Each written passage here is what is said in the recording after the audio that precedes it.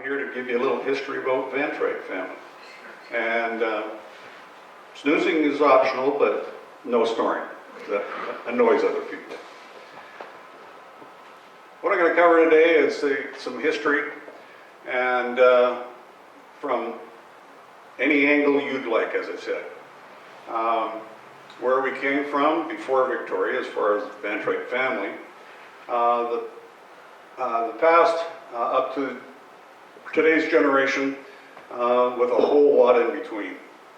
A lot of the time, we're going to have lots of time for question and answers at the end, or like I said, just put up your hand and ask away. Next slide. So who am I? I'm Ian Stewart Vantreight, born September 24th, 1951, third floor, Richmond Pavilion, the same delivery room that my kids were delivered in. So I'm the eldest son of Jeffrey Arthur John Vantreight, and Jean Beckwith McLeod, or Jean Vantreight, née Beckwith. And I'm the third of 7 children. All of us still around pestering the world. So as you can see, there's a fair bit of information there. My sister Stephanie did this offspring chart for Mom and Dad. And the 52 down in the bottom is inaccurate. It's now 55 since May of 21. Next slide. So I openly admit I'm not a grower, and my brother Mike was. He loved the dirt. I loved the office, doing the office administrations, and it should have been a match made in heaven. And I love to fix things, and I saw this the other day, and it sums up how I feel when I fix something. I thought, he's good. Gotta like it. Next one, Paul. So, where we came from and when. How many people assume that Vantreight's were Dutch? Yeah. Well, it's actually Vantreight, if you do it in Dutch dialect, and I butchered it because I'm Canadian, I don't know a word of Dutch. But the route we took, our family took, went back to 1880, where my great-grandfather and his 2 brothers moved from Ireland. They lived in Dublin, and my great-grandfather was a structural engineer in Dublin, and there's still a bridge that he designed and organized to be built in Dublin. And they wanted to move to the new country, and came over from Ireland in 1882, and first arrived in New England, went down to the Carolinas, overwintered in Texas, and because they were heading to San Francisco, where they had bought a 100-acre parcel of land there.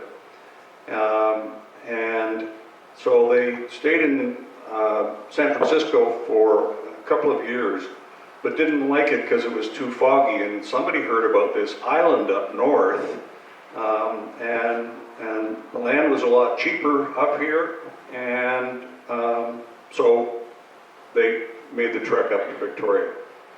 I don't know if it was somebody didn't get here on the days we have fog and rain and wind, but they moved over and moved into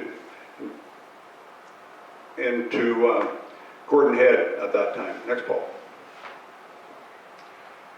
So my great-grandfather and his 2 brothers, as I just mentioned, San Francisco. When they got here, they bought 3 100-acre parcels. If you can see that little map of Gordon Head there. Basically, they bought from San Juan down to the waterfront to Torquay was the 300 acres that they purchased. They paid $2.50 an acre. And at that time, there was a great hullabaloo because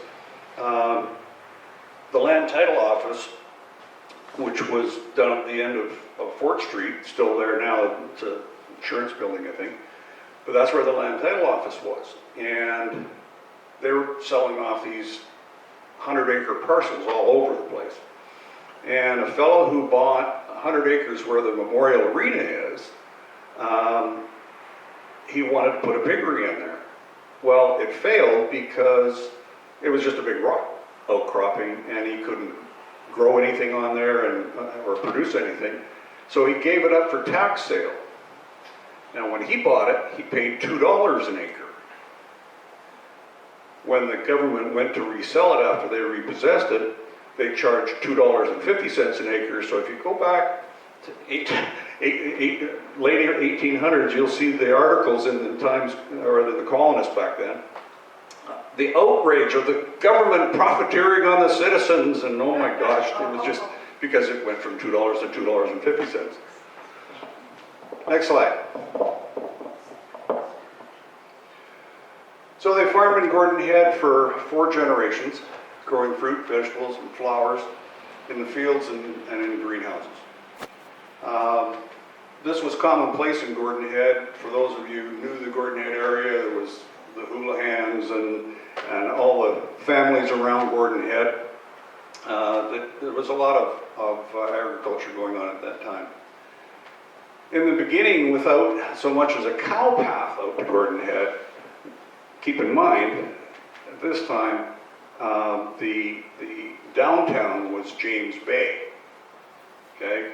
So there wasn't even a cow path out to Gordon Head. So they had to go all the way around from the inner harbor out to the inlet at the base of Paul's Terrace, where they would beach the barge at high tide and then unload all the supplies that had been shipped out, load it on the horse-drawn wagons, and have it hauled up to the farm at the time by the Chinese immigrants.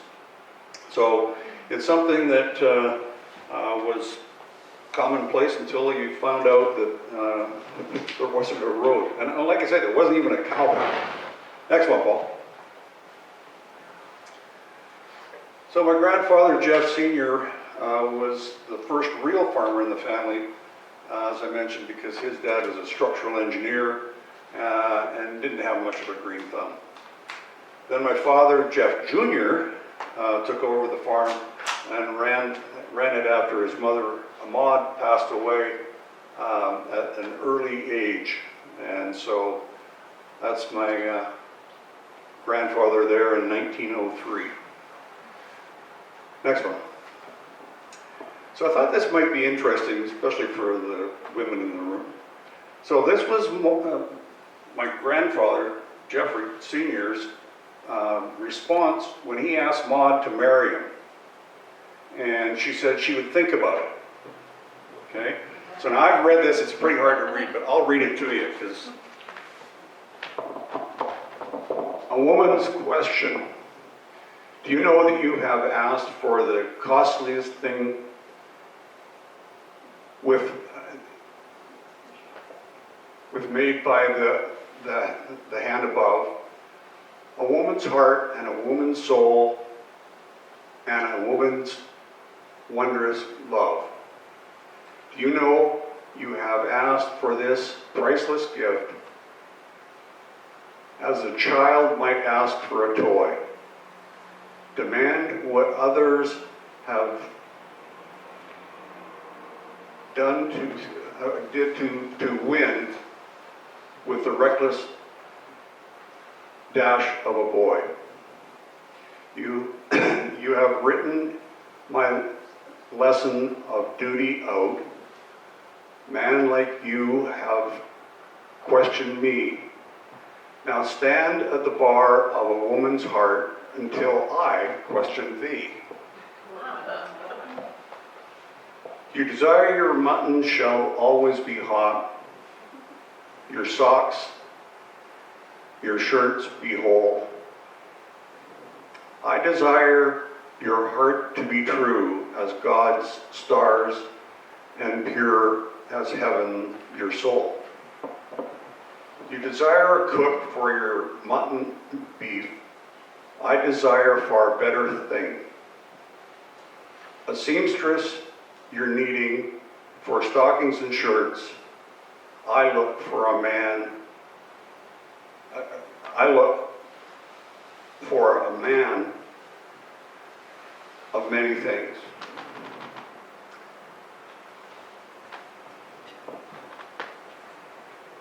As king for the beautiful relationship called love, and who the makers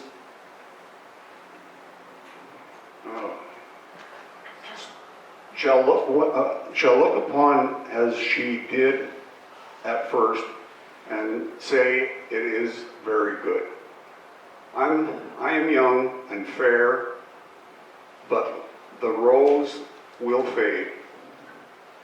From my soft young cheeks, some say, will you love me when the petals have fallen, as you didn't, as you did mid flowers in May?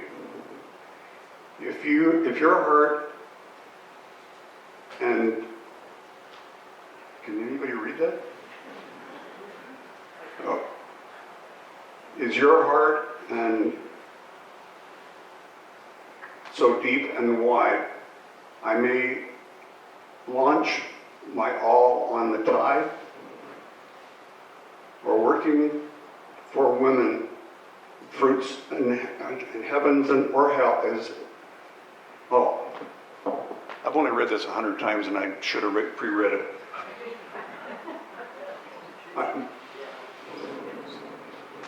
Is your heart and soul so deep and wide that I may launch my all on its tide? The day a woman finds heaven or hell is on the day she became a bride.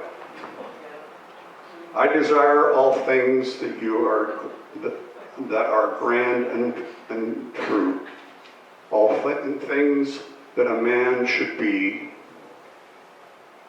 If you can only do this, I will stake my life to be all you demand of me.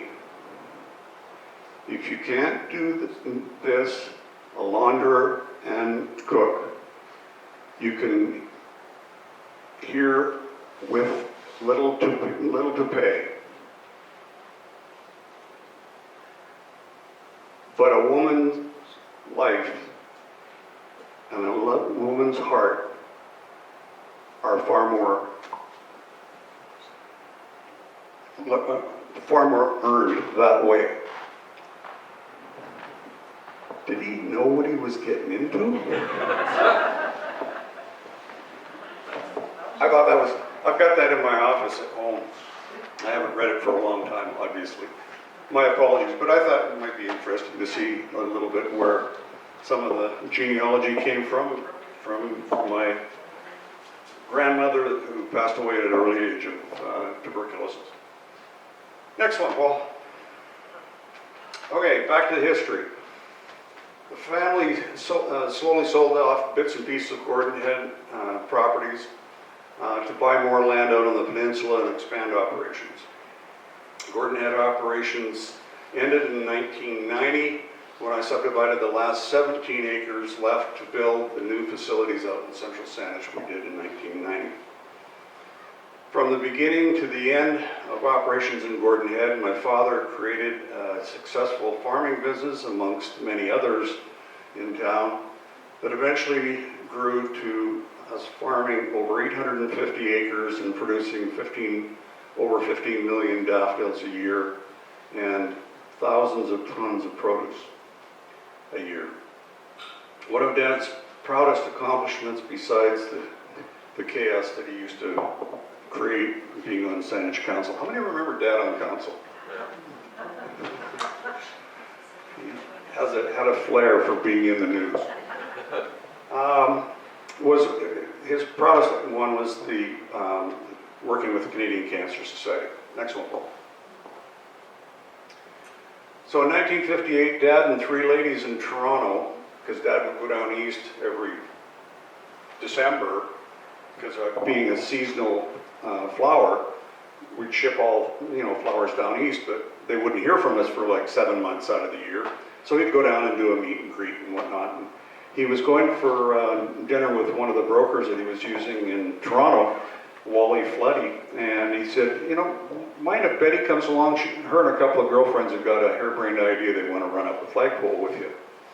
So it was just before a Leafs game, so they went to dinner, and Betty, Mary, and Judith came up with the idea of selling daffodils for the Canadian Cancer Society as a fundraiser, and that was in 1958. And this grew to where the Cancer Society, not just the Canadian Cancer Society, because they did it in the States, the Cancer Society sold hundreds of millions of daffodils all over the world, besides the United States, but in Europe and Australia. And funny story about that is I was just happened to head to Australia for a vacation, and we got into Brisbane when their Daffodil Day campaign just started. Now, I'm going to go down and see what these guys do. And surprisingly, they were doing the very same thing that we were doing up here when they started up here. And like I said, they did it in the States. Buffalo, New York was the first one to do it in the States, and then it got to the point where all the U.S. cancer societies were selling daffodils. And then I helped surprisingly enough, in Dublin, Ireland, the Cancer Society there called to see how to work this around and make it work. And then I just stumbled on the one in Australia, so it was all over the world. To this day, the Canadian Cancer Society's logo is still a daffodil. Not a really good one, but it's a daffodil. Next one, Paul. So in 1982, Dad created G.A. Vantreight and Sons to beat, at the time, Premier Dave Barrett's plan to bring back succession duties again. And that was a creation that had a number of flaws that eventually contributed to the end of the G.A. Vantreight and Sons and the farm. And what I mean by that is, like there were 7 of us. 2 boys, 5 girls. And Dad was old school. That, the boys did the farm like he did for his dad did for his dad. And the girls did that other job that, involved bare feet and pregnant or something. I'm just repeating how it was. I'm not saying that it's right. So all Dad could see was his 2 boys running his farm and carrying it on. So the flaw in that was, when he built the partnership, was he gave all of us the same say. So Dad had 1/3, I had 1/3, Mike had 1/3. Now, did he consider, do we work well together? No. Do we get along? Yeah, sure, we can socialize and do stuff. But you get us into a boardroom, I would see black, Mike would see white. And that was the way it was from day one. And when Dad passed, because he was always the tiebreaker, it became 50-50.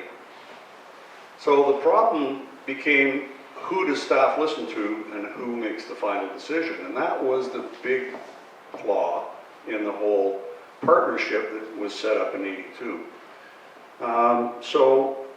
And I go and do speeches on this, on succession planning for farms. I've done it a number of times, as to what not to do. And the first thing I tell them is, make sure, I don't care if there's 2 people, is that me? That's you. I'm gonna get rid of this thing? No. Is to make sure, I don't care if it's 2, 3, 5, 10. Make sure that there is a mechanism in your structure for your succession of whatever you built, of making decisions. And somebody has to have the final decision. And that's what wasn't there. So it became untenable when I would go and tell a worker, okay, I want you to do this, and then I come back an hour later and he's doing something else. I said, well, what are you doing that for, Jack? He said, well, Mike came by and this is what he wanted me to do. So they didn't know who to listen to, because they knew I had 50% of the say and Mike had 50% of the say. So I went to buy Mike out in the aftermath of things. So let's go to the next slide. So the different stages, let me go through this. 1882 to 45 was John and Jeff Sr. 45 to 82 was Jeff Jr. 82 to 05 was G. Vantreight and Sons, which was Dad, myself, and Mike. And 05 to 14 was Vantreight Farms, which was myself and my son Ryan. Next one. Okay, after buying my brother out in 2005 to pay for this, because we just went and got an appraisal, and the appraiser said this was how much the farm was worth, primary to the land. And I wasn't able to raise a lot of financing to buy everything. I just bought as much as I could muster up with HSBC's assistance, and a huge loan. So how I was going to pay for this, to pay Mike out, was to develop a 32-acre parcel of the farm in Central Saanich that was not in the ALR. And so I planned it would take about a year to a year and a half to do the rezoning for that land. And then hiccup number one came along. The planner from hell that didn't want anything developed in Central Saanich. And hiccup number two was the council at the time didn't want anything either.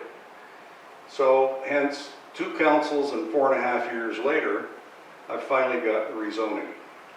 So when I bought Mike out, I'd given him a deposit, and he took a second mortgage back on one of the parcels of land for the balance that I owed him. And heck, I wasn't going to do this, but I'm going to. I paid Mike $11.5 million for his share of some of the farm, and so I paid him $8.5 million up front, and then he took a $3 million second mortgage back that had a 5-year term on it. So when the rezoning finally went through after 4.5 years, I went to Mike and I said, "Hey, Mike, you're gonna have to. You saw what I went through to get the rezoning. You're going to need to be patient on your second mortgage because I'm a little behind schedule here." And his response was, "I want my money." Okay. So 4 days before we got the rezoning of the hill, HSBC changed their mind of financing the hill development. They said, "Yeah, no, HSBC doesn't have a flavor for doing real estate these days." This is when they were up to their eyeballs in Bear Mountain and a whole bunch of them all over the place. And I found out later that they couldn't have loaned me would have been between $45 and $50 million to do the development, because if they had, Bank of Canada would have fined them, because they were so deep into real estate lending that they just literally couldn't. So at the same time, my about-to-be ex-wife got a brilliant lawyer that put CPLs on all the property. So when HSBC wouldn't provide the finance, I had to go to other lending institutions. CPLs is a certificate of pending litigation on title. So I went to all the banks, credit unions, second-tier lenders. I was down to bottom feeders that to see if we could get. And all they do is do a title search. CPL, Lynn Vantreight, CPL, Lynn Vantreight, CPL, Lynn Vantreight. Yeah, no, we think we'll pass on this one, but something comes up here, you let us know. So, bottom line, I couldn't get financing and to do the hill development, even though I got the rezoning. Lost the farm with it being sold off by HSBC, and Mike did a joint foreclosure, even though I never missed one payment to HSBC. That was $3,654 a day.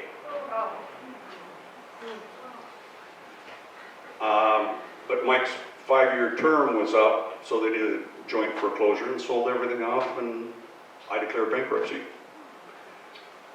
4 days after learning I'd been diagnosed with advanced aggressive bladder cancer.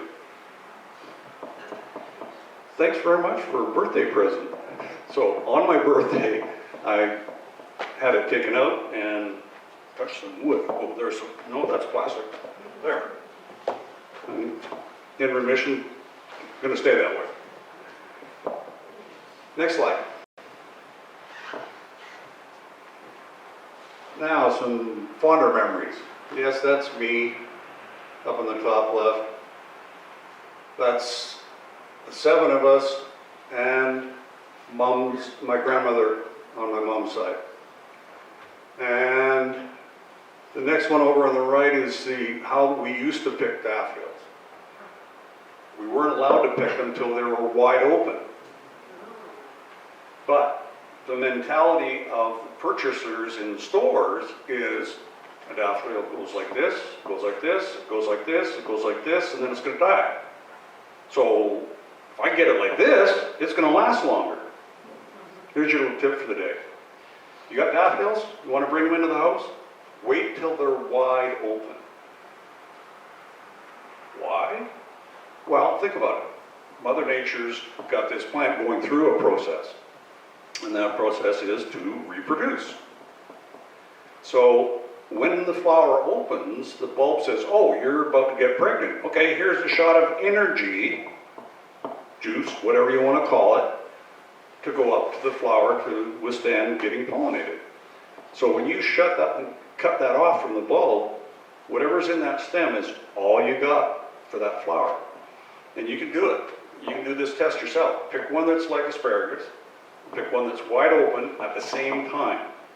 Put them in vases, and I'll guarantee you the wide open one will outlast the one that's asparagus. So, Dad's fondest off-farm activity was the original daffodil special in 1963 with Grant King, and that's Phil Lambert there with Dad and Grant and Alan Smith in the car at the time. That was the first one, and this picture here was in 1977, so about 14 years later. And then there's the Motley Crew when we won the Strawberry Cup at Western Speedway one year. And we used to do all sorts of things with the community. That was a float. That's actually on Shelbourne Street, is where that truck is. And then the last one I had to throw a picture in of Brian, my son. He was doing deliveries and had stayed out a little late that night. So they were loading his truck while he was getting a nap. Next one, Paul. So that's my dad on the left. That's me in 1952, and that's Jeff Sr. And then that's my son Ryan, his son Cassius, and me in 2012. So those would have been the generation moving forward with the farm. Next slide. So I'm going to read this to you. I do know these ones better. So the one on the left is mine. And this was in 1961. I was in grade 3. I'm going to be a farmer when I grow up. I have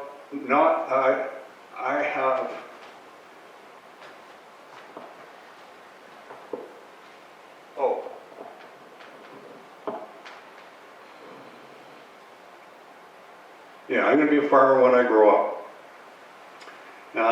But I like driving tractors and trucks and cars. I like to boss people around. There is one thing that I don't like, and that is hiring lazy people. I was in grade 3. Grade 3, 25 years later, my son Ryan. When I grow up, I'm going to be a farmer like my daddy, and I will grow flowers and carrots and grade 3. Next one, Paul. So I've covered a whole bunch of stuff here, and I didn't see any hands coming up. So I wanted to leave lots of time for question and answer. How are we doing for time, Barb? We're doing good. Okay, so, and I mentioned this to Stu coming in. You can ask whatever questions you want. I'll answer any question you want. I mean, I just put on all the numbers that I was always told, well, you don't do that. You don't tell people those things. Those are private. Well, no, they're not. They were in the bloody Times Colonist, so it's not private. So, ask me any questions. I'm happy to answer them. Please do. Yes? This is not a question, it's a comment. When I was growing up on a farm on Old West Road, in the late 50s, Dad decided to expand operations and include growing specifically daffodils and tulips and a couple of other things that the pheasants ate. So in my senior high school years, I would get off the school bus, trudge home, put on my dungarees, and go out and pick daffodils that went in the truck that went to Vantreight Farms. So I know what you're saying about the flower having to be at the exact degree of openness. And I remember how your hands are so cold in February, March out there, and they would snap as you were putting these bunches together, and exactly how to lie them in the box, and making sure, initial them off, there's the right number, and then the next morning Dad would go over to Jeff Vantright's to pass them along to you. But in my senior years at Claremont, I had a boyfriend who was at UVic, and he thought that he would send me a lovely present at Easter. I'm guessing, but go ahead. I think I could recognize which balloons they were because I'd probably picked them myself. Yeah, back then there was lots of daffodil farmers on the peninsula, all the way out to Souk, out in like Dooney Flats, because my grandfather used to farm that land out there in Dooney Flats, out where the co-op station is at the end of what's now the West veteran. Shore Parkway. Yeah, West Shore. Parkway, West Shore Parkway. So there used to be hundreds of them, and it wasn't just daffodils, because as you said, there was tulips and iris and the houlihan's and paddens and all. Had the greenhouses down on Shore. Yeah, and there was the like you say, like Barb says, the creeds and the ricos, and there was the carnations. That was a baseball team that I never got drafted to in Little League. It was called the DRCs. Daffodils, roses, and carnations were Dad, Leonard Rico's dad, and the creeds that grew the carnations. Here's a question for you, sorry. How many people worked for Vantreight Farms as a teenager? My niece did. That surprises me, because if anybody, at times we used to hire, at the peak we were doing 15,000 T4s at the end of the year. We actually employed more people in, other than the government, than thrifties and whatnot. Yeah, yeah. Yeah. I grew up out here, when I moved out here when I was 13. We lived on the corner of Viaduct and Injure. And back in the 60s, I remember Vantreight had used the land across the street from Viaduct and put potatoes and daffodils in there. And now it's a sanctuary for birds. But if you take the path along to Camosun, you can see you can pick daffodils. It's just beautiful through there. They still pop up. Potatoes didn't still pop up. On Panama Flats, Yeah. we bought that in 1980 from Bill Edge, who used to have that as a dairy farm. And on the highland there, where you see the daffodils still today, is where we planted the daffodils. Obviously, we couldn't plant them down on the flats because they would drown out every year. But that was awesome land for growing the potatoes and vegetables. Lots of fond memories. That was when Dad was in his heyday on council, and this isn't a shot, this is a fact. I mean, Dad used to get a thank you Christmas card from Crown Royal. And from Eddie Goodwill too, because he'd go to the liquor store and get a case of Crown Royal, like a case, right? Not a couple bottles, he'd get a case. And then next one he'd go over to Goodwill Bottling and say, Eddie, I need a case of Canada Dry. And he'd drive around with that in the back of the Jeep all day.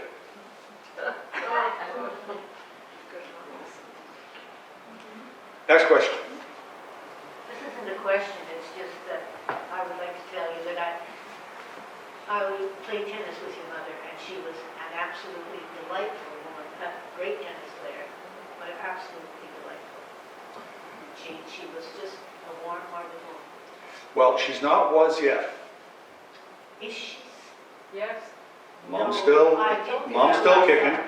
I'll just give you a little update on Mom. Wow. She's 98, turns 99 on July 29th. She's of late had some difficulties. She's still living at the house on Tyndall Yeah. Avenue at 4437, where I was born. No, I'm sorry. I wasn't born there. I was born down Tyndall Avenue in one of the other houses while they were just building the house, the flat roofed house on Tyndall. And moved in when I was 3 months old. She's still living there. She will not go into a home. She says, this is where I'm going to go meet my maker. So now she had a stroke 3 weeks ago and ended up in the Jube, came back out, or in Vic General, came back out and had to go back in for some issues that she was having, but she's still kicking. Wow. I didn't And, realize that. and That's fabulous.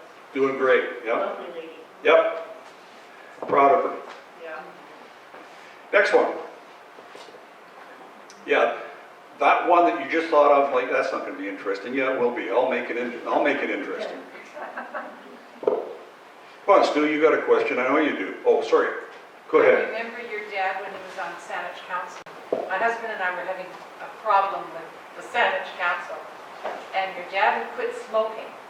And he was sitting at our kitchen table, I had the coffee out and everything, and he had this cigarette, but he never lit it. And he said, I quit smoking, but if I don't do this, I'll have to light it.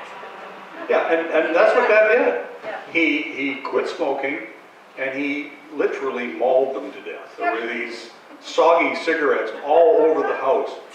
And so there was a plentiful supply when we were kids that we could have cigarettes. But yeah, he did it in the council chambers too, which pissed Howard Sturrock off. But This was Mel Couvalier days. oh yeah, that's before Howard. Yeah. Stu. Yeah, and when you guys used to hire the planes and put the daffodils in, how many daffodils did you stick them? I went out with Alan Roy when I reloaded one of those planes. They just literally took truckloads of daffodils out there. Yeah, we would take flat decks and we'd put a plywood box on the back of them because we didn't have any covered vans back then.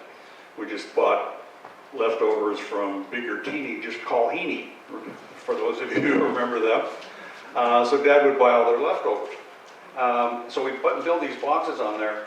On a 16 or 18 foot deck, we could get about 500,000 blooms on the truck. And then we would go out, and I can remember this one time we were at Pat Bay when they just put the new terminal in, and what they asked us to back in because we couldn't go out on the tarmac anymore for security reasons. Oh, there's a plane out there, and you want us to back under the lean-to here and unload everything by hand, which ended up not being a good idea because what they did was got us to back in under this lean-to, and there was about that much room between the top of the truck and the lean-to. And so the guy just said, okay, keep coming back, and he knocked the fire alarm off.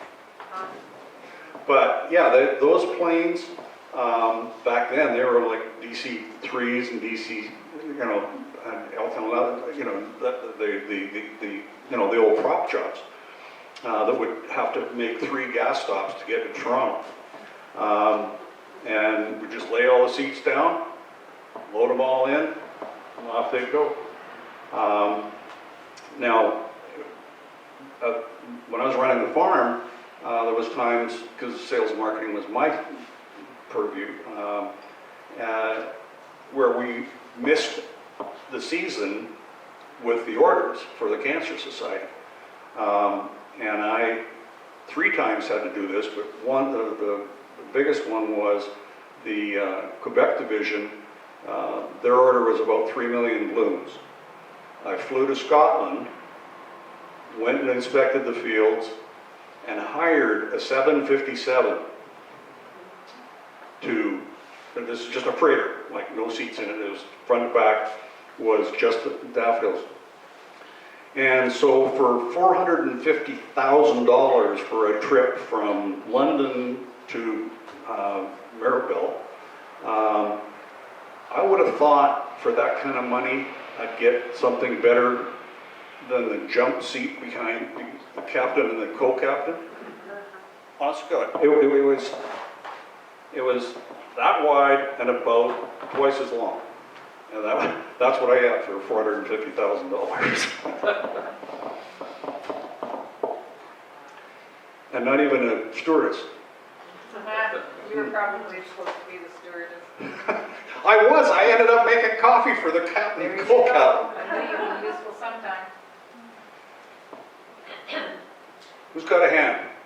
Yes? Be quick, because we're going to change. I just wondered if, first of all, I'd like to say your comments on succession duties are so important, and I'm sorry that your farm ended up with so much dirt, right? But no pun intended. And the other thing, I just wondered if where Legion Manor is built, was that Vantreight property at one time? Legion Manor? Legion Manor? Where all the daffodils are behind it, you know, that it's an extended living facility. Somewhere is it? Down for Prairie. Refresh my memory. Yeah, that's where I worked. Where's Legion Manor? Down Central the Prairie. Central Saanich. Oh, yeah. Yeah, those fields on either side of the. Yeah, those are properties that I rented from now the owner of the farm, Rob McDonald and Sherry Bridson. They bought that from the Rashleys and from Danny Danzo. They bought those property along with a lot of other property they bought. But yeah, we would rent that, and those are all flowers that got left behind when didn't get picked up properly. Yeah. Yep.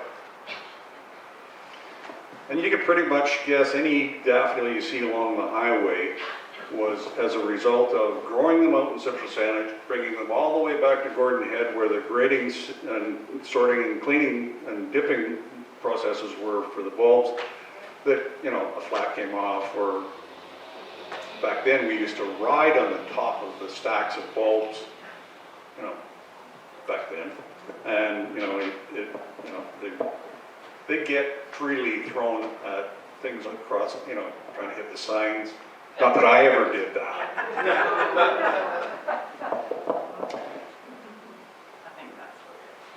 So, thank you for your patience, thank you for your indulgence, and, what I did bring with me is Dad wrote a book called The Vantreights, A Daffodil Dynasty.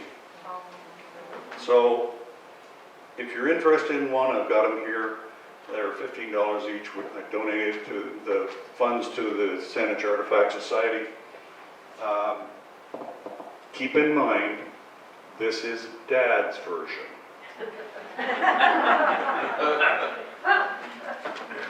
Not to be outdone, Mom just last year finished hers. And it's daffodils to dahlias. Because now Mom's backyard looks like a dahlia Butchart Gardens. So, if anybody's interested in one, happy to provide one for you, and the money will go to the Saanich Artifact Society. Can I just ask one more thing? Yep. That's a beautiful house on Tyndall. Which one, the flat roofed house or No, Granddad's? The original, the old house. That was built in 1923. It was completed in 23. They started it in 20. It took them 3 years to build it. Now, when your mom passes, is that house still going to stand the family? That house is the one that was my grandfather's. Yeah. Okay? And so when Granddad died, my aunt, Dad's sister from New Orleans, inherited that. Dad's house, Mom and Dad's house, the one that's a little further up Tyndall, just right across the field, that's now all houses, is the one that Mom's still in, the flat roofed house, split level flat roof. So that's going to be, I think, probably not preserved. Yeah. Unfortunately, it was a bit of an oddball design and not really utilizing the ground that it's on, so it'll probably get taken down and subdivided into 3 lots. So was the house that Harvey and his family lived in your grandfather's house? The Granddad's house is still there, and my cousins in New Orleans have sold it off a long time ago. Yeah, but is that the one that Harvey and his family lived in? No, Harvey and those lived just, so there was Mom and Dad's house, Granddad's house, and then there was a house on the other side of Granddad's house that was, what Barbara's talking about is the Smith family that worked for my dad and all their kids and kids of their Raised kids. cars. Yeah, they had 8 and in that generation of the Smith family. So they lived just beyond. Yeah. With that, the boss is standing, but there is one hand. Did you have Panama Flats once? Yeah. Panama Panama Flats? Flats? Yes? Yeah. Yeah, we bought that from Bill Edge in 1980. Oh, okay. Well, how did the Galeys get in on that property? Gailey's got in there because when I bought Mike out, I wanted to focus on, that was one of the properties that I didn't get to buy Mike's share out of. And so, and because it wasn't central, so I focused on the property that was out in central Saanich. And so that was surplus land, and I wanted to focus on the flowers. And so I rented it to Ray and Judy for about 8 years. And then when I bought Mike out, that was one of the surplus parcels of land, along with the one down in Martindale that we had where the kiwi fruit is, that I didn't get to purchase. I didn't borrow enough, apparently, from HSBC to make them happy. Yep. Well, look, I've given you more than you probably were banking on, and I'm glad to see that nobody was nodding and I didn't hear any snoring, so thank you.